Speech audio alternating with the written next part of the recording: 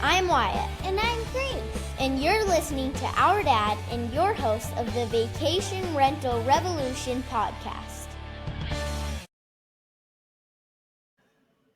What's up, guys? Welcome to another episode of the Vacation Rental Revolution podcast. I'm your host, Sean Moore, and I've got a fun conversation, a great guest on with us today. I love these conversations, talking to other short-term rental investors, navigating this world that we love. And like we always say, we want you to walk into this game with your eyes wide open. And I've got, so let me start over.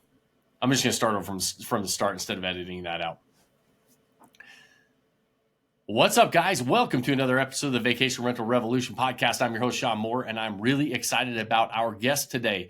Our goal is always to have investors walk into the short-term rental game with their eyes wide open, and our guest today has navigated a few things that most of us haven't. I've got Dan Skoczylas on joining us, and we're going to talk about your journey into short-term rental investing, but also you're navigating an active lawsuit to be able to operate your short-term rentals. And so I'm excited to really talk about that, and a lot of people aren't excited to talk about that stuff, which none of us want to ever go through that, but it's going to be a good conversation as we navigate these waters, because it's kind of this last couple of years have been the years of sweeping regulations in the short-term rental game. So Dan, I appreciate you joining us and willingness to share and talk about some of your ups and downs in this journey.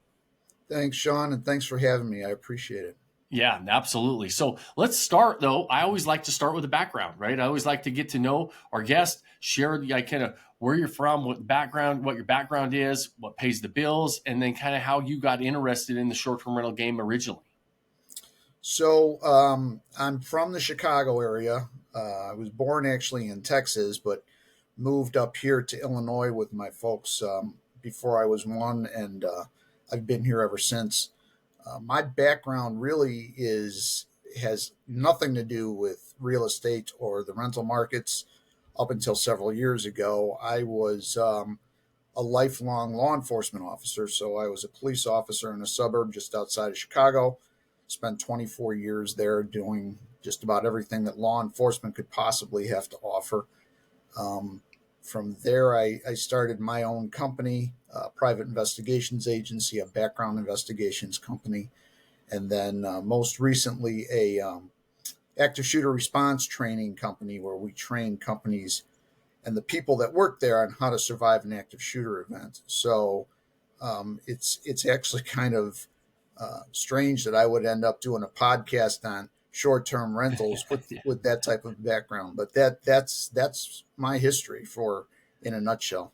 Yeah, awesome. And we always we kind of have we joke a little bit around the office, because when you and Carol came and joined us, you're part of our mastermind group, and we said, before you joined us, based on your background and what you do, you said, hey, I'm just so you know, I always want to run a background check before I hire somebody and work with them closely. And you've run the background check on me, and I guess we passed, right? I always wondered, did I pass with like a C grade or like an A grade? I don't know. I don't know if there is. You did. No, you passed with flying colors. Okay, good. Okay, good. When you've got a name that's more common, it makes that process a little more convoluted to sort through it. But yeah, my wife, Carol, is also former law enforcement on the federal side. So yeah, that's just something we do, is we run backgrounds on everybody. In fact, I don't think the background that she ran on me is done yet. After 24 years of marriage, we're still waiting for the results. So yeah. Right.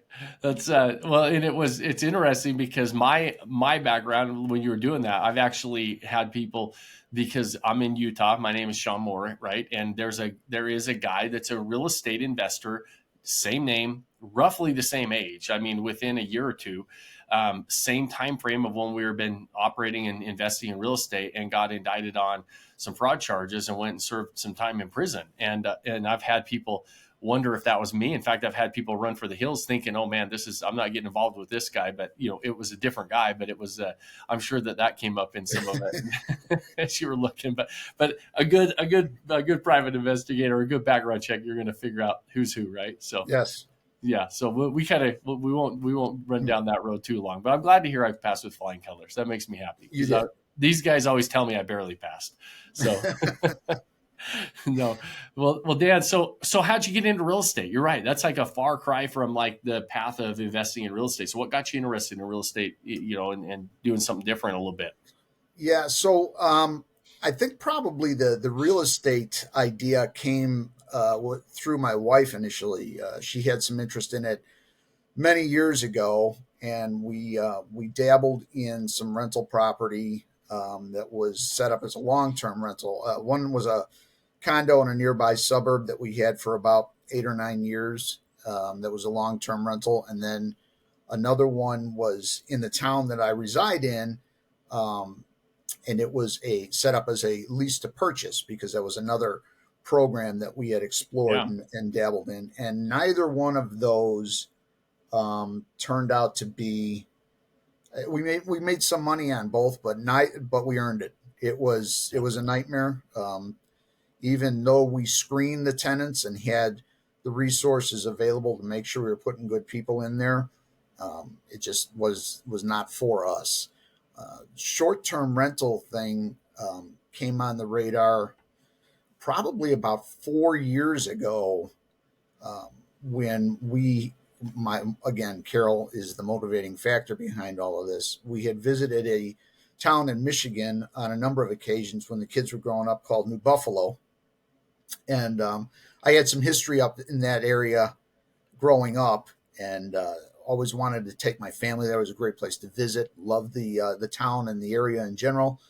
And when I took Carol and the kids there, she fell in love with it and swore that someday we would have a house there. But they are, generally speaking, um, ridiculously priced, and you couldn't get into anything for under $250,000, and that was needing $200,000 worth of work. And for a first time vacation home, if you will, it just wasn't going to happen. Not on a cap salary anyway, and Yeah. even with the business support, it wasn't there. But she kept it up and found something on Zillow at one point, and said she wanted to go look at this house.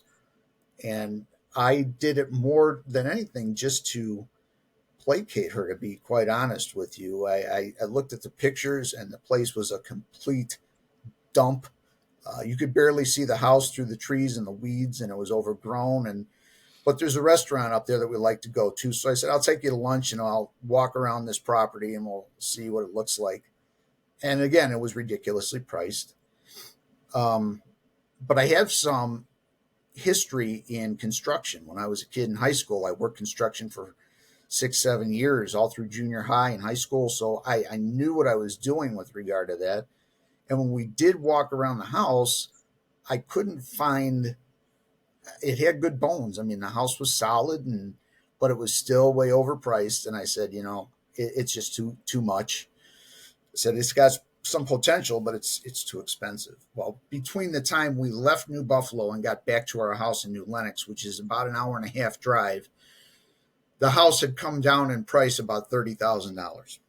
Okay. So she's all excited. They're asking less for this place. I said, they're asking less because it's a dump. I said, but if you want to make them an offer, I said, I will entertain this lowball offer. And to be honest, between you and me, Sean, and now everybody that's listening to this podcast, including my wife at some point, I really thought that it was going to get shot down. So I didn't figure we had a snowball's chance in hell of getting this house. They, to my dismay, accepted the offer, and we were off and running with this thing. But we had done our homework ahead of time, starting to get into where we ended up with the lawsuit. And by all means, if you've got questions as I go through this story, Yeah, no, I'm just kind of being quiet for this is great. This is right down the path we want to go to, and let's keep unpacking as this journey progresses to where it's become now.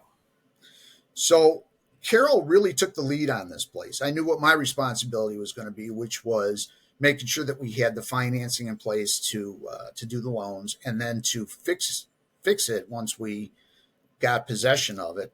But as far as actually paying for it, we had agreed ahead of time that the only way we were going to be able to ever have a vacation home like this was to really delve into and explore the short-term rental option.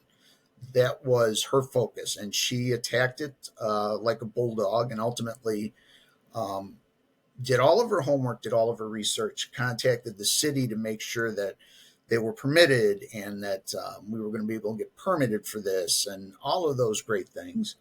And with their assurances, both in email form and in verbal conversations, we moved forward with the purchase of this place. And once we fixed it all up, the city of New Buffalo basically did an about face and told us there's no way we were going to get a permit. And ultimately, the whole gist of it was the conversation that she had with the village manager at the time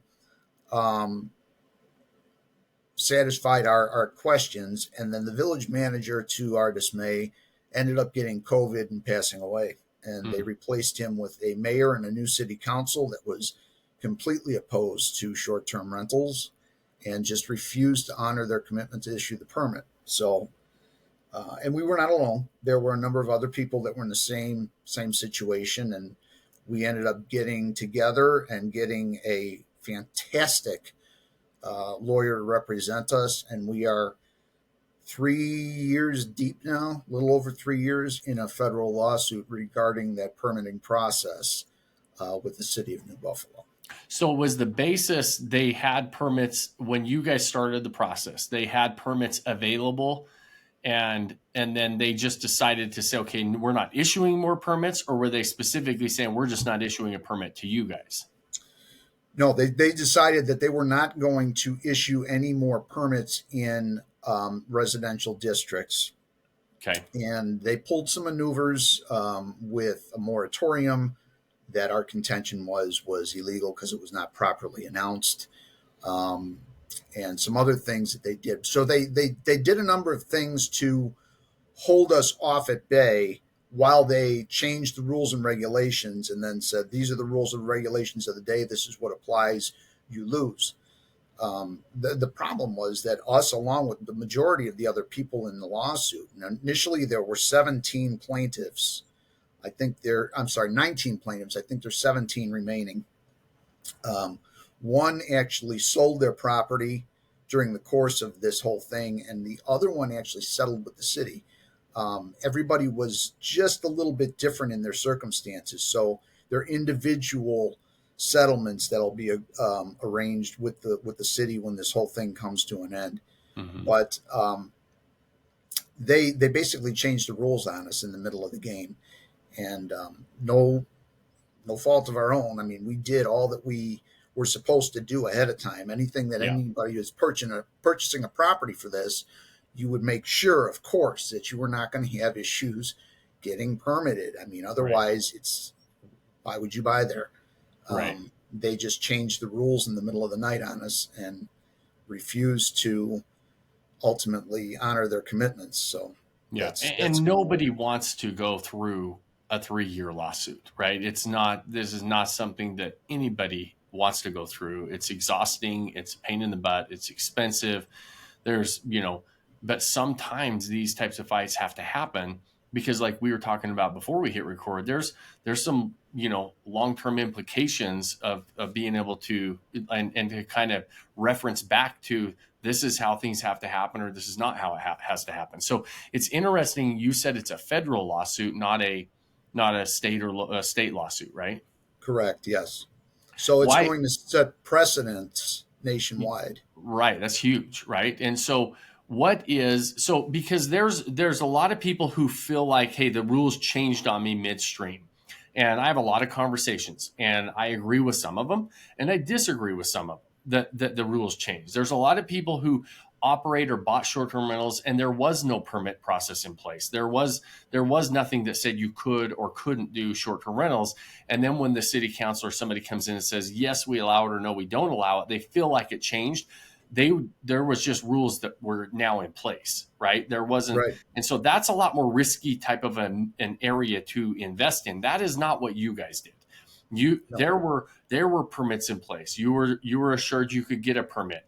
You went ahead and moved forward with a purchase, and then they were saying, nope, you can't get it, right? And so it's a little different process, and that's where this becomes important, and it's important for a lot of us investors that aren't in the middle of this, especially because this is at the federal level, to set precedents that, okay, counties, cities, HOAs, you can't just go. There's ways that you have to change rules, and there's ways that you have to honor what was in place, and different things like that. And that's where I think that this is important, for more than just you, the 17 of you in the middle of this. Yeah, yeah, and it's, when we before we started the recording, as I was talking about before, I said the implications of this. It's not really the crux of the lawsuit is not really about short-term rentals. That's the focus of it, but it's not about short-term rentals. In reality, what we're alleging is that the city seized private property without due process. Ultimately, they came in the middle of the night and said, you can pay the bills here, but we're going to tell you what you can and cannot do with this. And no, there is no hearing. No, we don't want to hear what you have to say. And you're going to get what we give you. And that's all there is to it. Right. So when I say that the ramifications of this are far more outreaching, that's what I'm talking about. It's not because it won't stop there. It'll be next thing will be, some people drive drunk, so we're going to seize everybody's car to prevent that from happening. Right. It's fundamentally it's a private property lawsuit. Private property rights, correct. right, and property rights, right. and what it takes to actually change those rules have to be followed, and there's a process for that, right? Correct. Yes. Yeah. Yes. Yeah. Interesting. So have you been able to, like, the whole time? 3 years is a long time. You've just been holding this as a vacation home, or what have you been doing with it in the meantime? Yeah. For the most part, I mean, we've been enjoying it ourselves. Trying our best to let friends. I have other businesses, Right. So although I cannot legally rent it for just on the revenue open market purposes, as a short-term rental, right, yeah, I can certainly allow clients and whatnot yeah, to use the place, and then to absorb that as a write-off on my taxes on the other side. So it's gotten to the point now where we've decided that if we get the permit, we're going to operate it as an STR and see where it goes. If we can do so without the city harassing us over it because they're sour grapes, then that's great. If not, we will sell it and upgrade. We've actually just started the process of purchasing another one in a city in the same state also in the state of Michigan, but a little bit further north by about an hour. And okay. I anticipate that will go much smoother.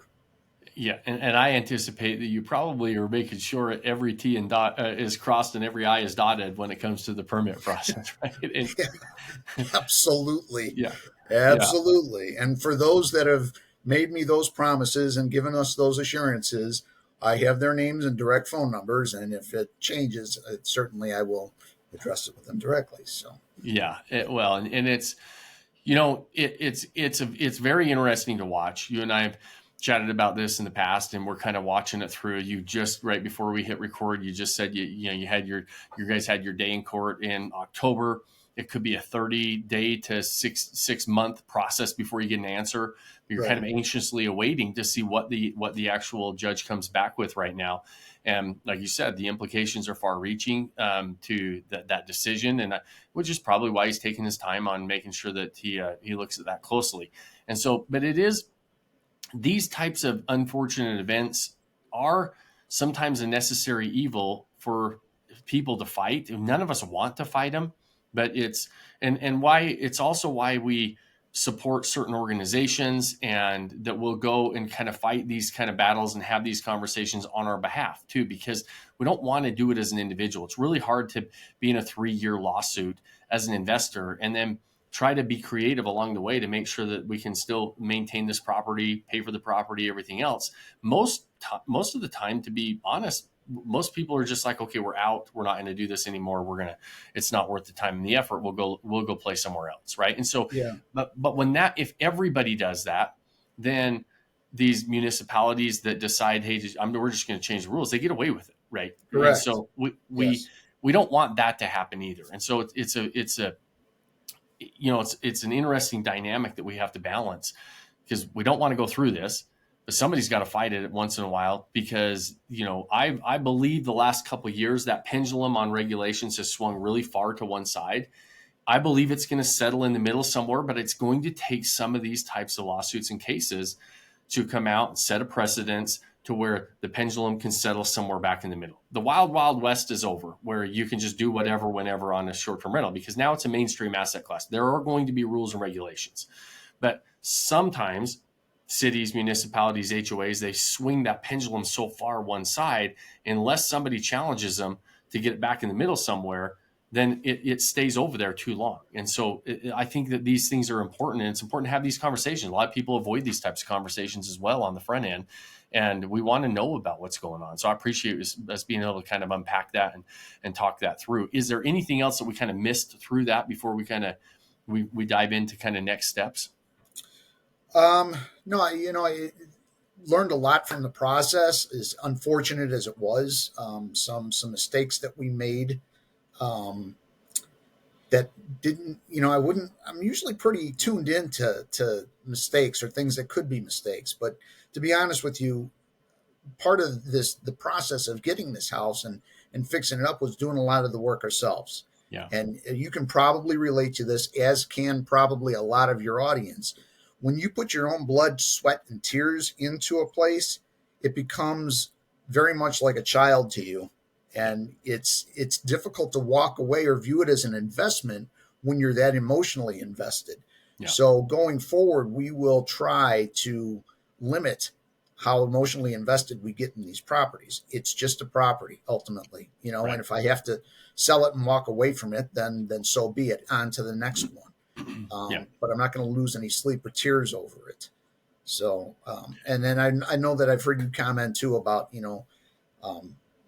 not doing necessarily, being selective about what states and what areas you're going to do business in with regard to STR investments. And I would hammer that down a little further, not just to the state, but the city and the municipalities. I don't think anybody realizes just how much unchecked power they have if you don't monitor them and challenge them on it. Yeah. Yeah. Vitally And important. some of the worst ones are the smaller cities, honestly. And frankly, like some of the smaller, because they don't have the big budgets. They're, sometimes you just don't have, as the people in there that really even have the background and the experience to run and make these types of decisions. And I've seen it a lot of times, and I've been very public to say, I invest in, I don't invest in blue states and cities, right? I look for the red cities, not for any other reason other than you're going to be more likely to have less regulations and more favorable property ownership rights and rules that are written for us as investors, right? And so, and you're exactly right. And I had this conversation with another investor recently, was you can be in a very red state and a very blue city, and you're going to have issues, right? Yes. And so you have to look into the individual city and municipality, and that's a good place to just get a litmus test on. Does it mean that there's not great blue cities that you can invest in? There are, for sure. You can look at that, but it's a good spot to start to say, okay, if you're going to have on that pendulum swinging on a really highly regulated and a lot of rules and for us as property owners and investors that are not as favorable to us, the blue areas are going to swing further to that side versus the red areas that are going to be more favorable property ownership rights. And, they're going to be more landlord written rules where you're not going to have those areas that during COVID, you're not allowed to, if somebody's not paying your rent, you're not allowed to evict them. Right. I mean, Right. You can, unfortunately, I have to still pay a mortgage payment. And, if I could let people stay in my properties for free and just be a great guy, that'd be awesome. But that's not the reality, right? We still have mortgage payments. We still have to do stuff in certain areas.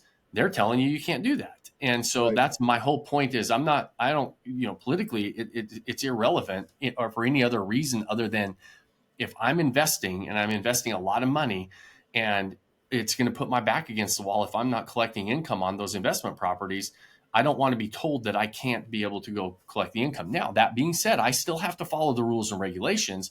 And like we were talking about on the front end, I will only go to areas that give me a definite, yes, you can operate a short-term rental. Certain areas, certain red states and certain red cities are going to say you can't operate a short-term rental here because they're not going to allow it, right? And so still have to operate under the rules that are in place. But I'm going to lean toward and steer toward areas that are going to be more favorable for me as an investor. Yes, absolutely.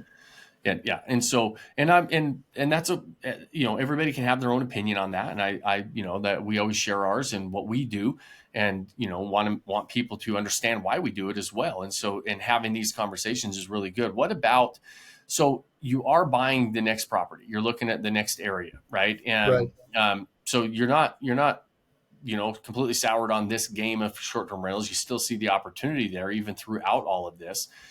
I'm curious because you've dabbled in a couple other asset classes that didn't work out that well. This is a less than ideal experience, right? And for the last couple of years. So what makes you still excited about the short-term rental game? I still see the opportunities there. Our struggles with the long-term rentals were, for the most part, that they were in there too long, and because they were in there for a longer period of time, they become, ultimately, for purposes of getting rid of them, if they're not paying rent, the owner of the property. I mean, you got to go through court hearings. Illinois is horrible with regard to that stuff. State of Michigan is even worse. So I did not want to go down that route again. But with the short-term rentals, you're looking at, maybe a maximum occupancy of 2 weeks at most. Right. For the most part, it's, anywhere between 5 and 7 days. So right off the bat, and you're making day for day, I can make in a week's rental what I could make in a month in the same property, ultimately. And because their access to it is limited to a shorter period of time, I'm less concerned that I'm going to go up there and find, 12 of the 15 windows broken out and siding ripped off the house. And the toilet overflowed, but I didn't want to call you. And now it's a huge issue. It's all over the place. And, because there's water all over the floor, we're not paying the rent and we're leaving. It's just a mess. Mm-hmm. So the STRs seem to be a better experience. And like I said, Carol has spent an inordinate amount of time studying your system and all the things, the resources that you offer. I'm very confident that we can make a very good go at this. We just need to be much more selective about the places that we choose to do it. And I need to follow, to be honest with you, I need to follow my own rules a little bit, not get emotionally involved with the property. It's a big deal. When this thing first went south, Carol was like, let's just sell it. And no, I said, I don't want to sell it. We spent 6 months fixing it up. Yeah. I said, I still got slivers in my hands from pounding nails. I said, we both got infected with poison ivy. I don't know if I told you, but all of the overgrowth on the house, probably 50% of it was poison ivy, and we didn't realize it. We were both almost hospitalized because we were so covered with it. It was just a nightmare. I said, now we're going to walk away.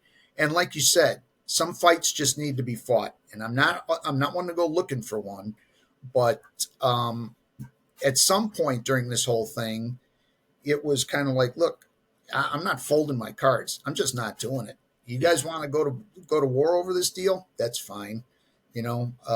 Somebody's got to do it. And like I said, this case, when it's over and done with, is going to be something that is going to be referred to in future litigation nationwide on this topic. I mean, it's going to be it. Yeah. So also getting a good attorney wherever you're located that really knows and understands this type of thing is ungodly important. It is ungodly important. Yeah. Well, it's awesome. And I know that you're, anxious to get that answer back, get the put that, close this chapter one way or the other, move forward beyond and continue to build that portfolio. And we've shared, and I really appreciate you, Dan, coming on and sharing kind of where you're at, the ups and downs of this, because it is important for us to hear all of these types of stories, right? All of these things, because we're trying to learn from each other along this process. And, you've shared a lot of that. So I really do appreciate that.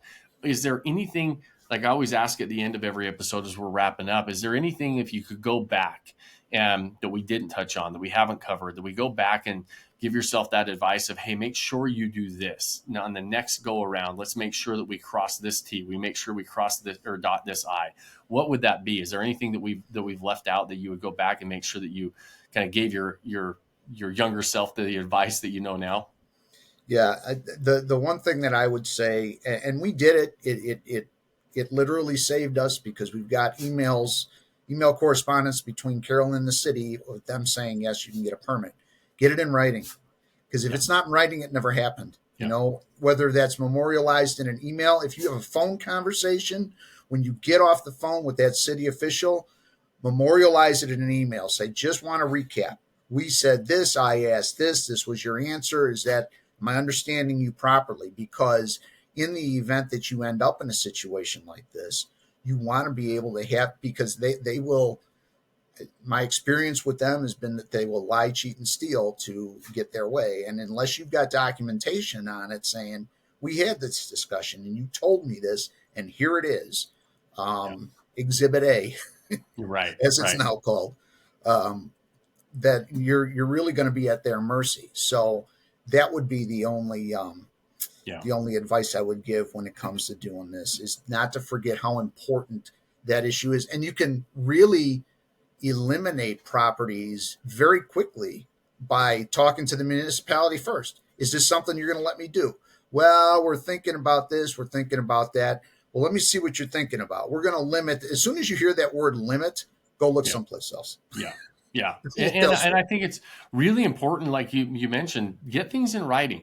Even a lot of times, if it doesn't turn into, the situation that you guys are dealing with, right? And ultimately just, having a conversation, you want to make sure everything's in writing. I always say, go try to find the rules, regulations that are actually published and written down to verify what the city official is telling you. But send an email back, reiterate the conversation, make sure that you get that in writing, because what if there's something that was lost in translation or misunderstood, and you can get clarity on that as well. So it's a really good practice anyways, just to make sure that everybody's on the same page, even if it never comes to this, just to make sure as you're moving forward that everybody's on the same page and there was no misunderstanding. Correct. Yeah, absolutely. Awesome, Dan. Well, listen, man, I really, really appreciate your time. These are important episodes. They're my favorite episodes, having conversations with active investors willing to share the good, the bad, the ugly, the ups and downs of this journey. And so I know your time is valuable, and we appreciate you sharing it with us. And those of you listening, we know how valuable your time is, and thank you for spending it with us and learning and continuing to grow in the short-term rental game. Our job here is to try to help you walk into that game with your eyes wide open. And at the end of every episode, I ask you two favors. We don't run any ads on this show. The only way we grow is for you sharing the show. And so if you liked it, or you think anybody else would like it and get value out of this, somebody else that's thinking about in the short-term rental game or already in the game, share this show, whether you're watching it on YouTube, listening on the podcast. Those things really do help us grow. If you have more than 30 seconds, give us a thumbs up, like it, give us a review. Those things help us as well. And it's very, very much appreciated. And the second thing I always leave you with, which is the most important thing, is to go pick one thing you can do today, start building that life you don't want to take a vacation from. Cheers, my friends. Thanks for joining us on this episode of the Vacation Rental Revolution podcast. Share this with other people you think need to hear about it. And don't forget to subscribe and leave us a review. Hey Grace, is there a website? Yes! For more amazing content and expert advice, visit Vodacy.com. Thanks for listening, and we'll see you on the next episode.